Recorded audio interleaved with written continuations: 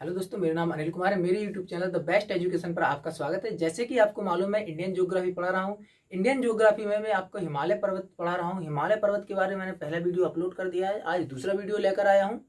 तो बिना समय बर्बाद किए आइए स्टार्ट करते हैं।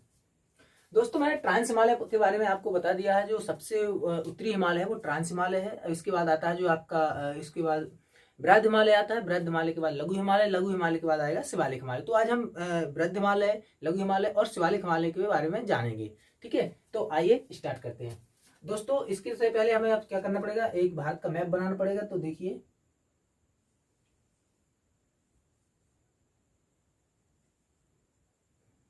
इस टाइप से हो जाएगा अपना जो भारत, प्यारा भारत है।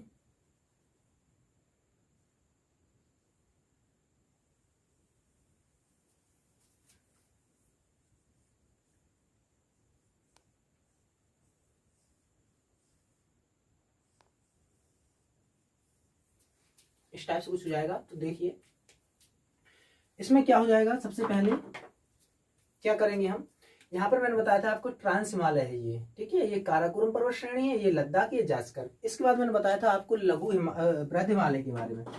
तो दोस्तों, जो बृहद हिमालय है, बृहद हिमालय यहाँ से नंगा पर्वत मैंने बताया था आपको, यहाँ से लेकर कहाँ पर, नामचबरवा। नामचबरवा यहाँ पर चोटी है एक। ठीक है, कौन सी है, नामचबरवा।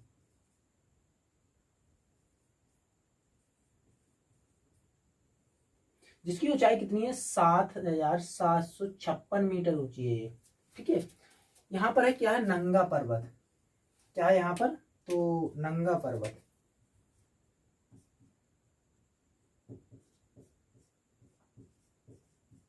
ये कहाँ पर है, ये जम्मू कश्मीर में। जो बृहद हिमालय का निर्माण, जो विस्तार है, वो कहाँ पर, पश्चिम से नंगा पर्वत से लेकर पूर्व में नामचाबरवा पर्वत तक है। ओके, समझ में आया। जो इसकी ऊंचाई है वो कितनी है, तो इसकी ऊंचाई है 8,126 मीटर ऊंचाई है नंगा पर्वत जो है आपका।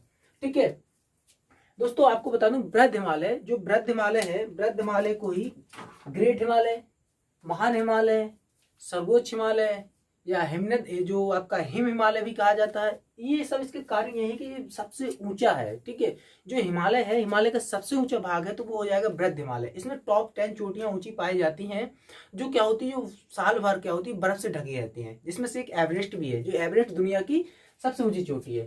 तो ये क्या हो जाएगा आपका, बृहद हिमालय।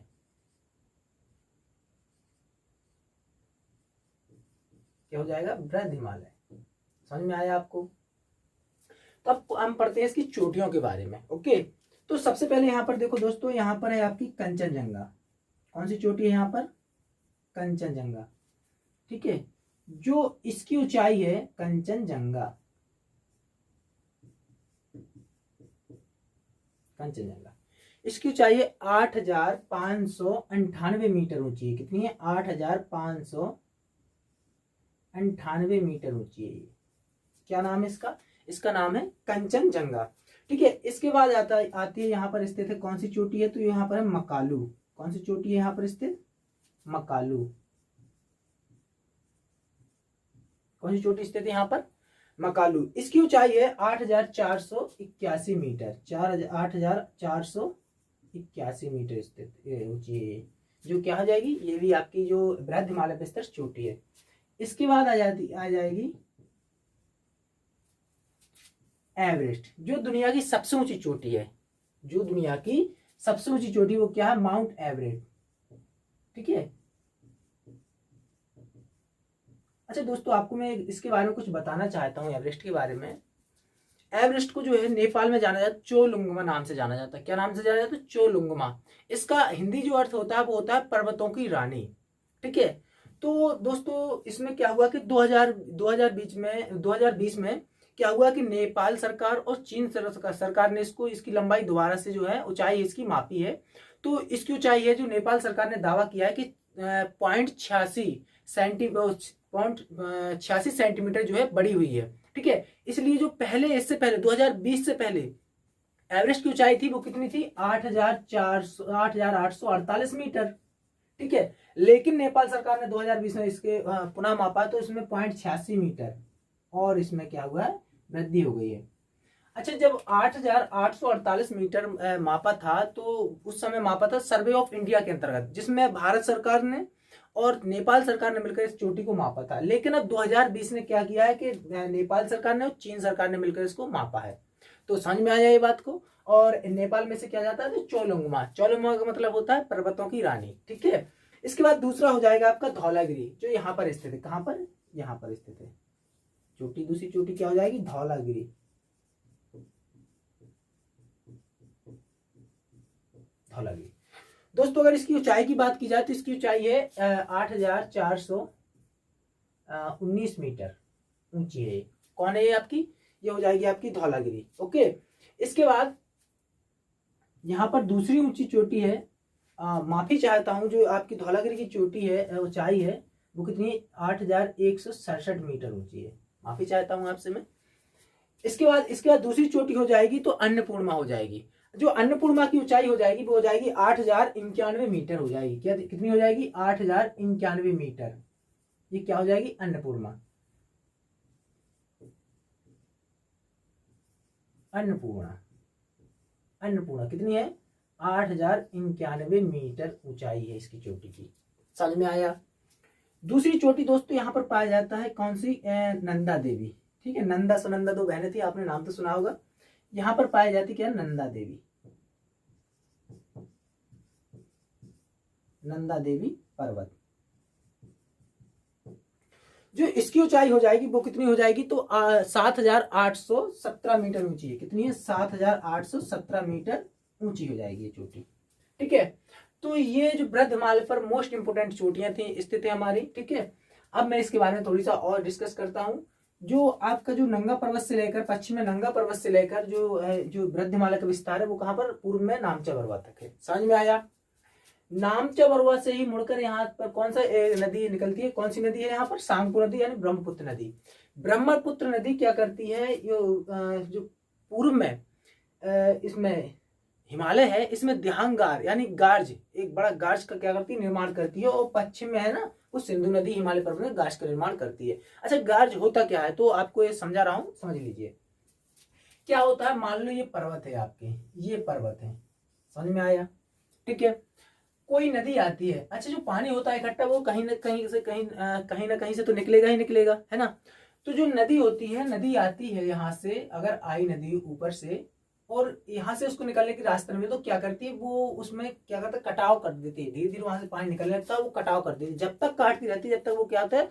पानी धरती के समतल ना आ जाए। ठीक है, तो जब यहाँ किसी भी पहाड़ में नदी निकले, पहाड़ से, वहां पर आई आकार का क्या कर ले? उसमें आई आकार का एक आकृति बना ले, इस टाइप से आई आकार की आकृति बना लेती है।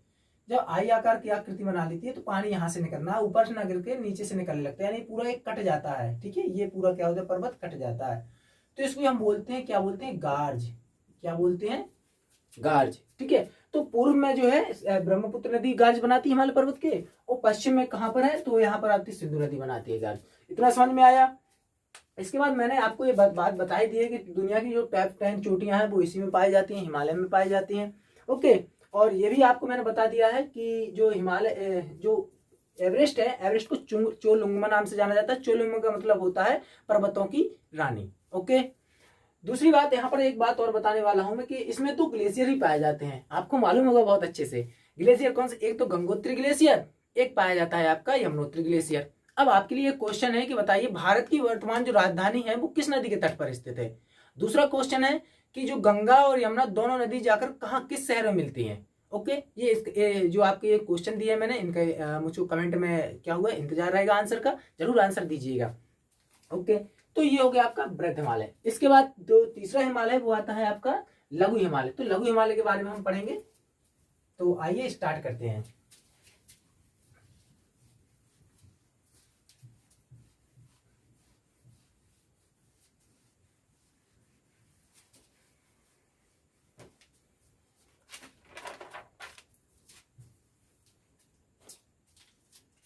यहां पर देखें थे लघु हिमालय, क्या देखेंगे? लघु हिमालय।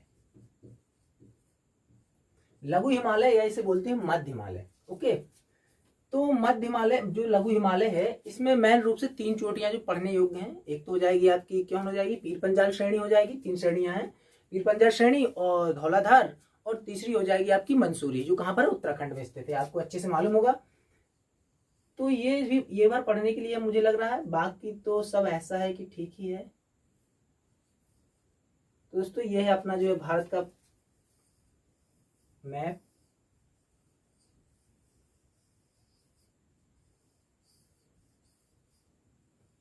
इस तरीके से कुछ हो जाएगा।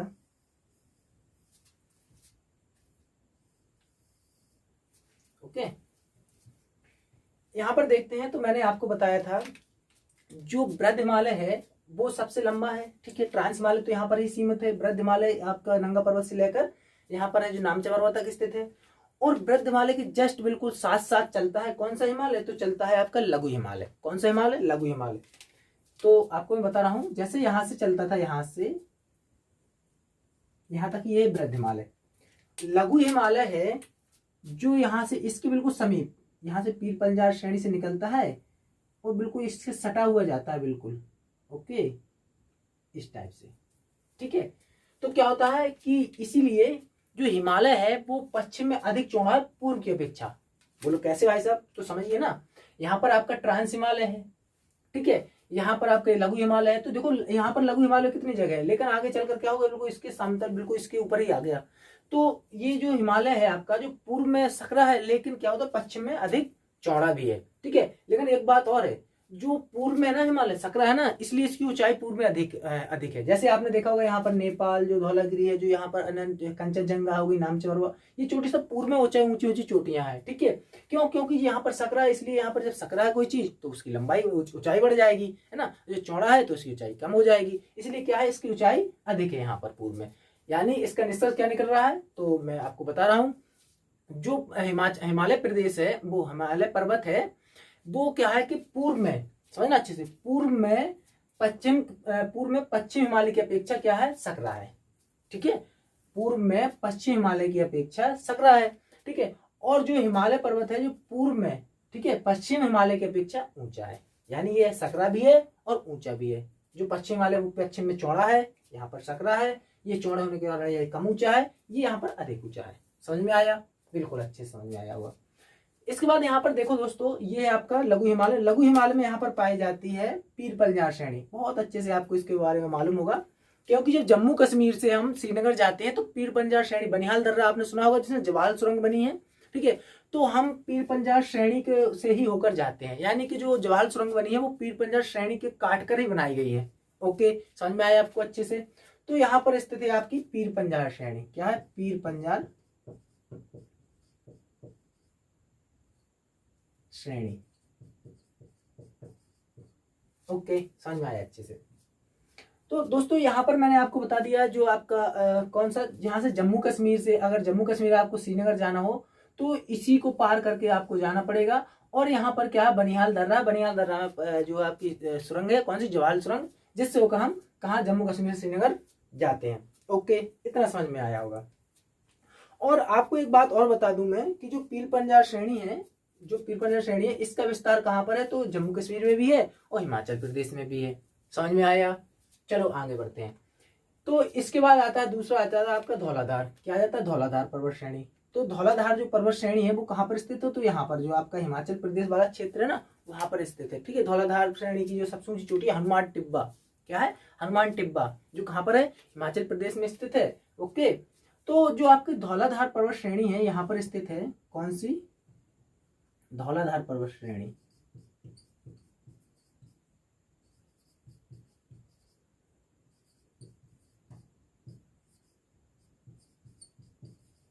धौलाधार पर्वत श्रेणी, जो ये धौलाधार पर्वत श्रेणी है, जो क्या है, ये आपकी, इसका विस्तार कहाँ पर है, तो हिमाचल प्रदेश में है, ठीक है। इससे और कोई क्वेश्चन नहीं बनता है। जो आपका शिमला है ना, वो धौलाधार पर्वत श्रेणी पर ही स्थित है, ठीक है।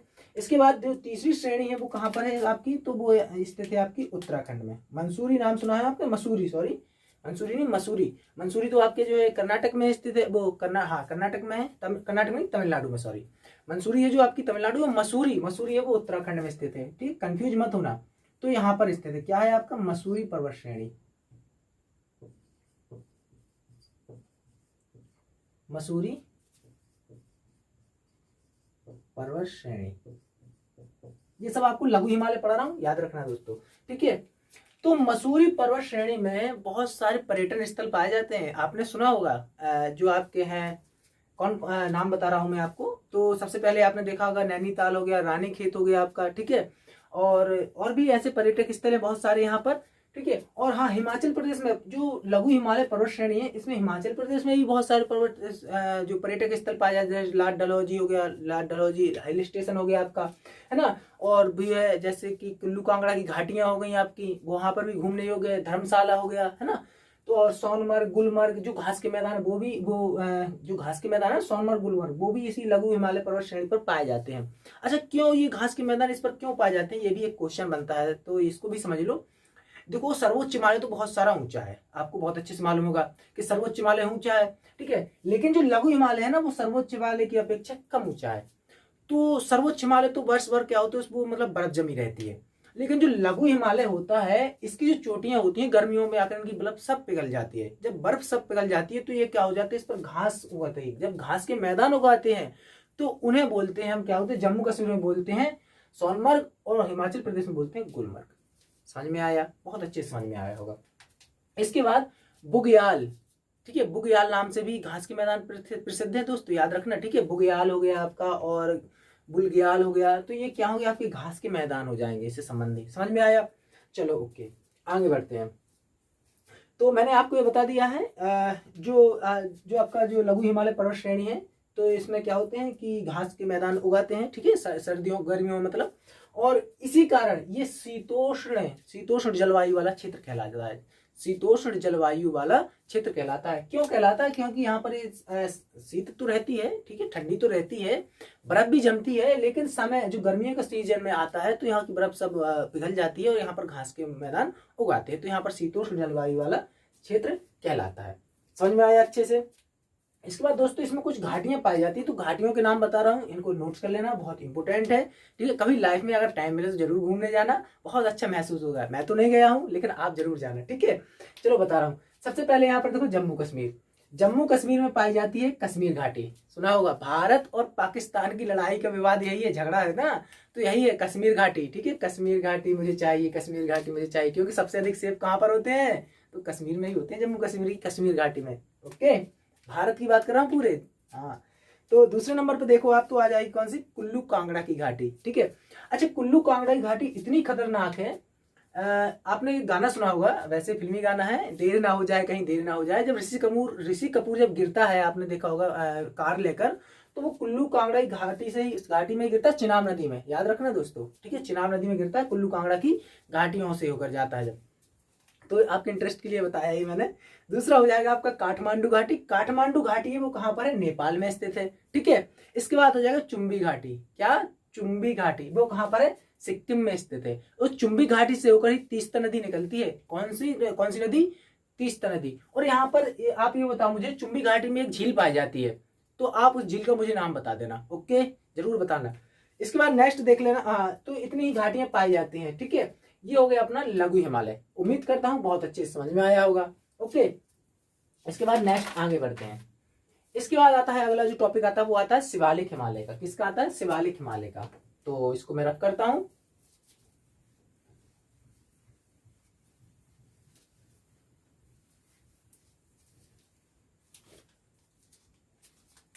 इसके बाद आता है जो शिवालिक हिमालय, क्या आता है,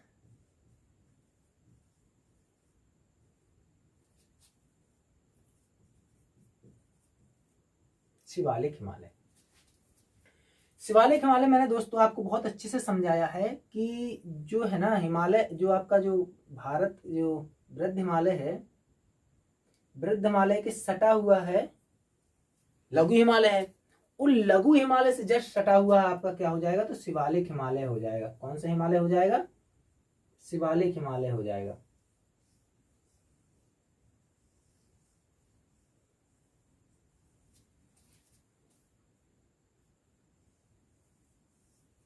ओके, चलो ये हो गया आपका। मैं आपको बहुत अच्छे से मैंने समझाया है। यहाँ से लेकर जो यहाँ पर विस्तृत है वो हो गया आपका जो वृद्ध हिमालय। यहाँ से लेकर यहाँ तक जो विस्तृत हो गया वो हो गया आपका कौन सा, तो लघु हिमालय।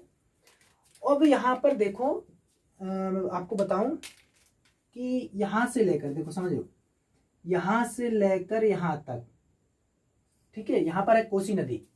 कोसी नदी दोस्तों नेपाल से निकलती है और बिहार में क्या होती है, गंगा नदी से मिल जाती है, और कोसी नदी को ही बिहार का शोक कहते हैं। वैसे तो ये नदियों का टॉपिक है, आगे मैं बताऊंगा, लेकिन यहाँ पर समझना थोड़ी सी बातें समझनी है। बात क्या समझनी है कि जो शिवालिक हिमालय का विस्तार है ना, वो पश्चिम से लेकर पूर्व में कोसी नदी तक ही दिखाई देता है। इसके बाद आगे देखा जाए तो यहाँ पर थोड़ी सी इक्का दुक्का 4 पहाड़ियां पाई जाती हैं। कहाँ पाई जाती हैं? अरुणाचल प्रदेश में यहाँ पर पाई जाती हैं। इनके नाम देखो मैं लिख रहा हूं आपको क्रमशः। तो क्या हो जाएगा? डफला, दूसरी क्या हो जाएगी? मिसमी, अबोर, और चौथी क्या हो जाएगी? मिरी। ये 4 पहाड़ियां पाई जाती हैं अरुणाचल प्रदेश में। अच्छा, ये जो पहाड़ियों के नाम है ना, यहाँ की रहने वाली जनजातियों के नाम पर पड़े हैं, ठीक है। क्या नाम है? डफला, मिसमी, अबोर और मिरी। ये यहाँ की पहाड़ियों पर रहने वाले जो हैं जनजातियों, जो पहाड़ियों पर रहती जनजातियां, उन्हीं के नाम पर पहाड़ियों का नाम पड़ गया है। और ये वास्तव में किसका अंश है? तो ये शिवालिक हिमालय का अंश है। ये तो आपका क्या हो जाएगा? वृद्ध हिमालय। ये हो जाएगा आपका लघु हिमालय।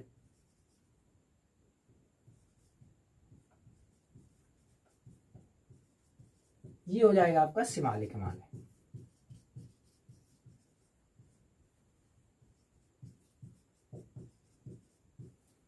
मैं आपको बता दूं दोस्तों, जो शिवालिक हिमालय है इसका थोड़ा सा विस्तार कहां पर? सहारनपुर में भी है। उत्तर प्रदेश के सहारनपुर से मतलब स्टार्ट होता है।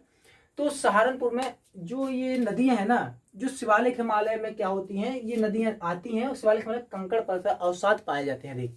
तो तुमने देखा होगा तराइन का और भावर का मैदान देखा होगा, तुमने देखा ना, भावर का और तराइन का मैदान। तो भावर का जो मैदान होता है वही शिवालिक हिमालय के अंतर्गत आता है। यहाँ पर क्या होती है? नदियां दिखाई नहीं देती हैं।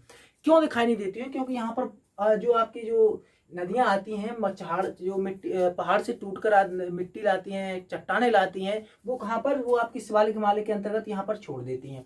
जब भावर के मैदान में छोड़ देती है, जब यहाँ पर छोड़ देती है तो यहाँ पर चट्टाने हो जाएंगी। जब चट्टाने हो जाएंगी तो यहाँ से क्या हो जाएगी? बहुत बड़ी बड़ी सांसें हो जाएंगी। सांसें हो जाएंगी। जब नदियां ऊपर से आती है तो क्या होता है? जो पानी होता है नदियों का, वो इसी सांसों से निकल जाता है। जब इसमें जो जगह होती है, इस जगह से निकल जाता है। जब इस जगह से निकल जाता है तो इसमें क्या होती है? नदियों का जो पानी है दूर से नहीं दिखाई देता। तो क्या होता है? क्वेश्चन बन जाता है कि नदियां क्या होती है, कहाँ पर दिखाई नहीं देती हैं, कहाँ पर लुप्त हो जाती हैं। जब पहाड़ से आती है तो भावर के मैदान में क्यों लुप्त हो जाती हैं? क्योंकि अपने साथ कंकड़ मिट्टी पत्थर लाती हैं, जिसके कारण बहुत सारा अवसाद खड़ा कर देती हैं। फिर इसमें जो सांस होती है, यहाँ से नदियां निकल जाती हैं और हमें ये नदियां की धारा नहीं दिखाई देती है। कहां पर दिखाई देती है? तराइन के मैदान में दिखाई देती है। समझ में आया? Very good. तो मैं आपको ये बता रहा था कि यहाँ पर जो सहारनपुर है, सहारनपुर में संतरा हो गया, जो रसीले फल। अच्छा, जो यहाँ पर जो हो गया ना जो आपका शिवालिक हिमालय पर्वत है, यहाँ पर क्या होता है? बहुत सारी कटीली झाड़ियां उगती हैं। जिसके ये किसके लिए? तो जो यहाँ की जनजाति रहती है ना, यहाँ पर जो बकरी हो गया, भेड़ हो गया, इनका पालन करती है। कौन सी जनजाति? यहाँ पर रहने वाली जनजाति, ठीक है। तो वो क्या करती है कि यहाँ पर जाती है और यहाँ पर इन बकरियों का और भेड़ों का पालन करती है, वहीं पर अपना जीवन गुजर करती है। ओके, तो मैं ये कह रहा था कि यहाँ पर जो शिवालिक हिमालय वाला क्षेत्र है, जो भावर का मैदान है, यहाँ पर क्या पाए जाते हैं? अधिक से रसीले फल हो जाते हैं। क्योंकि जब कंकड़ पत्थर हो तो वहां पर क्या होते हैं? रसीले फलों के मतलब पेड़ हो जाते हैं। अधिक पानी है, जैसे हो गया नींबू हो गया आपका, संतरा हो गया आपका, है ना। तो यहाँ पर सबसे अधिक नींबू संतरा की बात की जाए तो मुझे लगता है सहारनपुर में सबसे अधिक नींबू संतरा उत्तर प्रदेश में से होता होगा, ठीक है। लेकिन सबसे अधिक नहीं तो नींबू संतरा की खेती तो यहाँ पर होती है। क्यों? क्योंकि यहाँ पर जो आपका तराइन का जो भावर का मैदान पाया जाता है। समझ में आया? ओके। इसके बाद मैं आपको बताने जा रहा हूं क्या कि ये चीजें तो बता दी मैंने। अच्छा, गार्ज के बारे में बता दिया। गार्ज होता क्या है बहुत अच्छे से समझा दिया आपको, इसमें कोई दिक्कत वाली बात नहीं है। और जो शिवालिक हिमालय है वो यहाँ से क्या हो जाए, यहाँ पर कोसी नदी पश्चिम से जाकर पूर्व में कोसी नदी तक ही है। कोसी नदी के बाद यहाँ पर इक्का दुक्का अवशेष दिखते हैं और 4 पहाड़ियां पाई जाती है। कहाँ पर? अरुणाचल प्रदेश में। इतना समझ में आया? ओके। इसके बाद ऐसी कोई बात नहीं है जो मैंने आपको नहीं बताई हो, और मुझे लग रहा है मैंने आपको ये जो पूरा हिमालय अच्छे से समझा दिया है, ठीक है। इसके बाद जो आपका हिमालय बताना है मुझे पूर्व से पश्चिम की ओर, ठीक है। पूर्व से पश्चिम की ओर भी इसको नदियों के आकार पर बांटा गया है, ठीक है। तो ये भी मुझको समझाना है, तो ये लाऊंगा अगले वीडियो में। अच्छा, इससे पहले थोड़ी सी एक बात याद आ रही है, मैं वो भी सुन लो। जो शिवालिक हिमालय में घास के मैदान भी पाए जाते हैं, जैसे द्वार और दून नाम से जाना जाता है। जैसे हरिद्वार देहरादून जो मैदान है ये भी पाए जाते हैं यहाँ पर, जो कहाँ पर पाए जाते हैं, शिवालिक हिमालय पर उत्तराखंड में स्थित है। मुझे लग रहा है आपको बहुत अच्छे से जो हिमालय है, हिमालय की उत्पत्ति, हिमालय के बारे में विस्तार, सब कुछ बहुत अच्छे समझ में आ रहा होगा। अगर समझ में आ रहा है तो मेरे वीडियो को लाइक कीजिए, एक प्यारा सा कमेंट कीजिए, और हाँ, ज़्यादा से ज़्यादा दोस्तों में शेयर कीजिए, और मेरे चैनल द बेस्ट एजुकेशन को सब्सक्राइब बहुत जरूर कर लीजिएगा। ठीक है, बहुत बहुत धन्यवाद आपका वीडियो देखने के लिए। आपका दिन शुभ हो।